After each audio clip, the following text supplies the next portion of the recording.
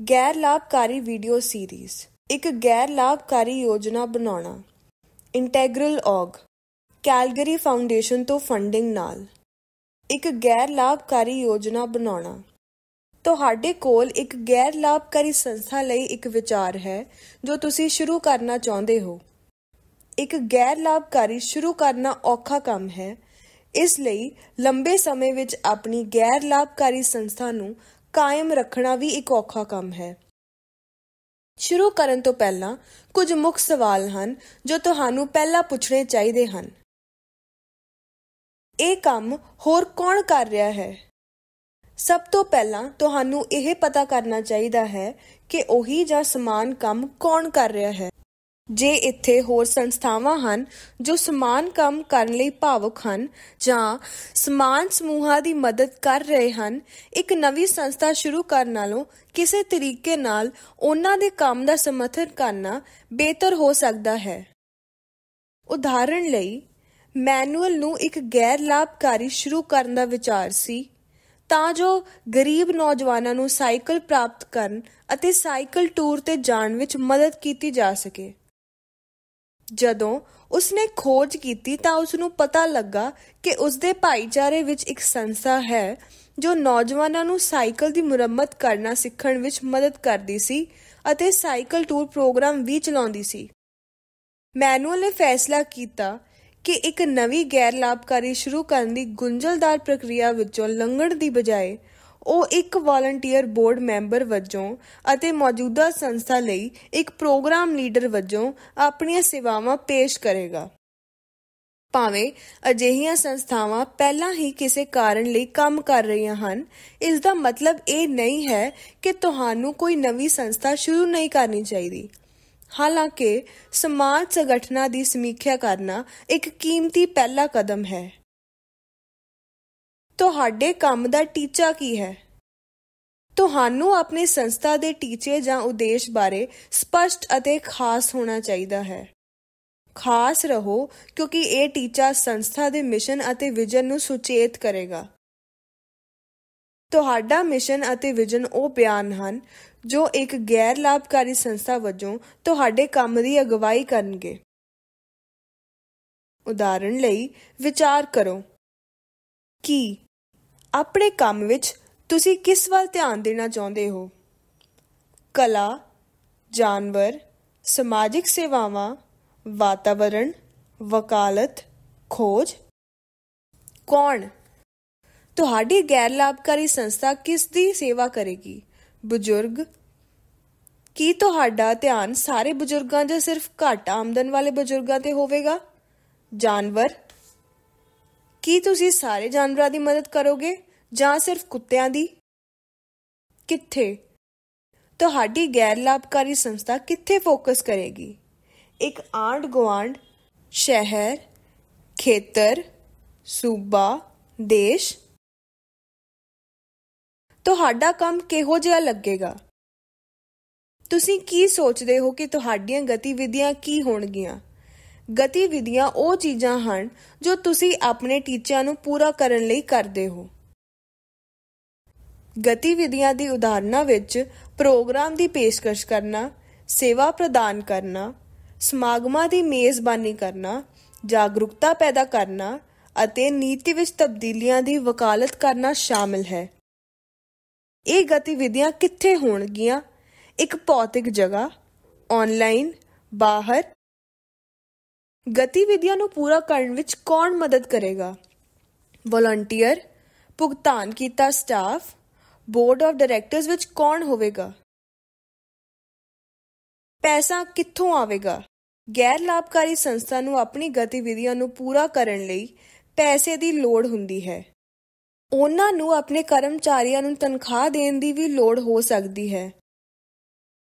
ਗੈਰ ਲਾਭਕਾਰੀ ਆਮ ਤੌਰ ਤੇ ਕੁਝ ਵੱਖ-ਵੱਖ ਤਰੀਕਿਆਂ ਨਾਲ ਫੰਡਿੰਗ ਪ੍ਰਾਪਤ ਕਰਦੇ ਹਨ, ਜਿਵੇਂ ਕਿ ਸਰਕਾਰ ਤੋਂ ਤੋਹਫੇ ਅਤੇ ਗ੍ਰਾਂਟਾਂ ਅਤੇ ਕਮਾਈ ਕੀਤੀ ਆਮਦਨ। ਕਿਸੇ ਵੀ ਸੰਸਥਾ ਵਾਂਗ ਤੁਹਾਨੂੰ ਧਿਆਨ ਨਾਲ ਸੋਚਣਾ ਚਾਹੀਦਾ ਹੈ ਕਿ ਤੁਹਾਡੀਆਂ ਗਤੀਵਿਧੀਆਂ ਲਈ ਪੈਸਾ ਕਿੱਥੋਂ ਆਵੇਗਾ। ਕੋਈ ਸੰਸਥਾ ਸ਼ੁਰੂ ਕਰਨ ਤੋਂ ਪਹਿਲਾਂ ਤੁਹਾਨੂੰ ਇਹ ਸਮਝਣ ਲਈ ਖੋਜ ਕਰਨੀ ਚਾਹੀਦੀ ਹੈ ਕਿ ਤੁਹਾਡੀਆਂ ਗਤੀਵਿਧੀਆਂ ਨੂੰ ਫੰਡ ਦੇਣ ਲਈ ਕਿੰਨੇ ਪੈਸੇ ਦੀ ਲੋੜ ਹੈ ਅਤੇ ਕੀ ਤੁਹਾਡੇ ਕੰਮ ਲਈ ਫੰਡਿੰਗ ਦੇ ਸਰੋਤ ਹਨ। ਉਦਾਹਰਣ ਲਈ, ਖੋਜ ਕਰੋ ਕਿ ਹੋਰ ਸਮਾਨ ਸੰਸਥਾਵਾਂ ਨੂੰ ਕਿਵੇਂ ਫੰਡ ਦਿੱਤਾ ਜਾਂਦਾ ਹੈ। ਇਹ ਤੁਹਾਨੂੰ ਇਸ ਗੱਲ ਦਾ ਅੰਦਾਜ਼ਾ ਦੇਵੇਗਾ ਕਿ ਤੁਸੀਂ ਜਿਸ ਕਿਸਮ ਦਾ ਕੰਮ ਕਰਨਾ ਚਾਹੁੰਦੇ ਹੋ ਉਸ ਲਈ ਕਿੰਨੇ ਪੈਸੇ ਉਪਲਬਧ ਹਨ ਅਤੇ ਖਾਸ ਕਾਰਨਾਂ ਲਈ ਕਿਸ ਕਿਸਮ ਦੇ ਫੰਡ ਉਪਲਬਧ ਹਨ। ਤੁਹਾਡੇ ਫੰਡਿੰਗ ਮਾਡਲ ਬਾਰੇ ਬਹੁਤ ਵਾਜਬ ਹੋਣਾ ਬਹੁਤ ਜ਼ਰੂਰੀ ਹੈ ਕਿਉਂਕਿ ਸੰਸਥਾਵਾਂ ਵਿਚਕਾਰ ਫੰਡਾਂ ਲਈ ਬਹੁਤ ਮੁਕਾਬਲਾ ਹੁੰਦਾ ਹੈ। ਕਾਰੋਬਾਰੀ ਯੋਜਨਾ। ਜਦੋਂ ਤੁਸੀਂ ਆਪਣੇ ਗੈਰ ਲਾਭਕਾਰੀ ਵਿਚਾਰ ਦੀ ਚੰਗੀ ਤਰ੍ਹਾਂ ਖੋਜ ਕਰ ਲੈਂਦੇ ਹੋ ਤਾਂ ਇੱਕ ਕਾਰੋਬਾਰੀ ਯੋਜਨਾ ਬਣਾਓ। ਇੱਕ ਕਾਰੋਬਾਰੀ ਯੋਜਨਾ ਇੱਕ ਵਿਚਾਰ ਤੋਂ ਤੁਹਾਡੀ ਸੰਸਥਾ ਬਾਰੇ ਰਣਨੀਤਕ ਤੌਰ ਤੇ ਸੋਚਣ ਵਿੱਚ ਤੁਹਾਡੀ ਮਦਦ ਕਰਦੀ ਹੈ।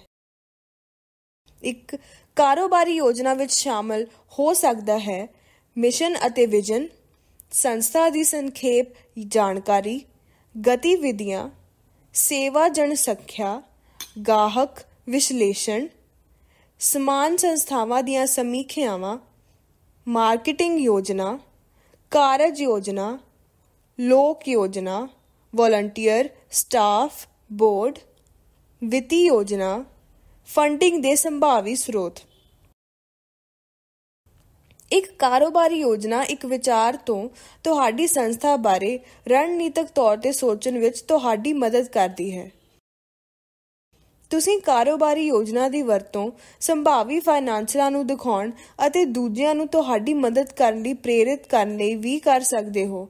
ਉਦਾਹਰਣ ਲਈ, ਸੰਭਾਵੀ ਬੋਰਡ ਮੈਂਬਰਾਂ ਦੀ ਭਰਤੀ ਕਰਨ ਲਈ। ਕਾਨੂੰਨੀ ਢਾਂਚਾ। ਜਦੋਂ ਤੁਸੀਂ ਇੱਕ ਗੈਰ ਲਾਭਕਾਰੀ ਸ਼ੁਰੂ ਕਰ ਰਹੇ ਹੋ ਤਾਂ ਤੁਸੀਂ ਕਾਨੂੰਨੀ ਢਾਂਚਾ ਚੁਣਨਾ ਚਾਹੋਗੇ ਜੋ ਤੁਹਾਡੀ ਸੰਸਥਾ ਅਤੇ ਇਸ ਦੇ ਟੀਚਿਆਂ ਦੇ ਅਨੁਕੂਲ ਹੋਵੇ।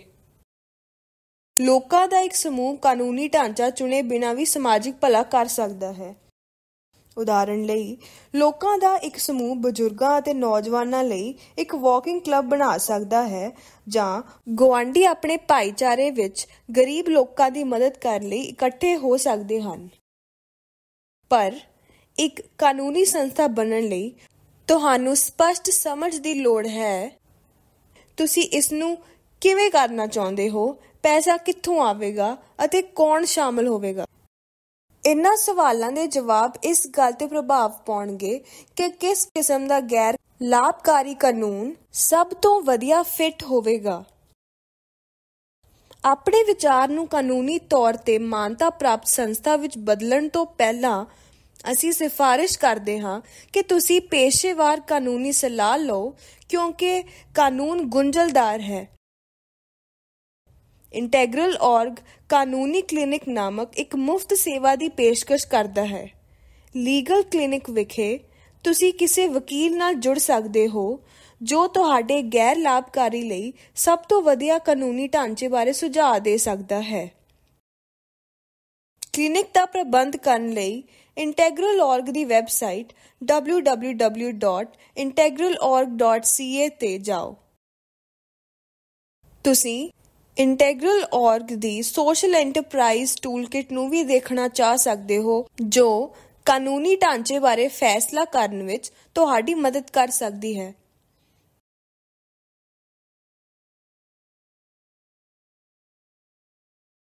ਗੈਰ ਲਾਭਕਾਰੀ ਸੰਸਥਾਵਾਂ ਬਾਰੇ ਹੋਰ ਜਾਣਕਾਰੀ ਲਈ ਵਿਸ਼ਿਆਂ ਤੇ ਸਾਡੀ ਵੀਡੀਓ ਦੇਖੋ। ਗੈਰ ਲਾਭਕਾਰੀ ਬੋਰਡ ਆਫ ਡਾਇਰੈਕਟਰਸ ਅਤੇ ਆਪਣਾ ਪਹਿਲਾ ਬੋਰਡ ਆਫ ਡਾਇਰੈਕਟਰ ਬਣਾਉਣਾ। ਇੰਟੈਗਰਲ ਔਰਗ ਦਾ ਮਿਸ਼ਨ ਅਲਬਰਟਾ ਦੀਆਂ ਗੈਰ ਲਾਭਕਾਰੀ ਸੰਸਥਾਵਾਂ ਨੂੰ ਵਧਣ ਫੁੱਲਣ ਅਤੇ ਸਫਲ ਹੋਣ ਵਿੱਚ ਮਦਦ ਕਰਨਾ। ਅਸੀਂ ਮਦਦ ਕਰਨ ਲਈ ਇੱਥੇ ਹਾਂ। ਸਾਨੂੰ 403-910-7279 ਤੇ ਕਾਲ ਕਰੋ।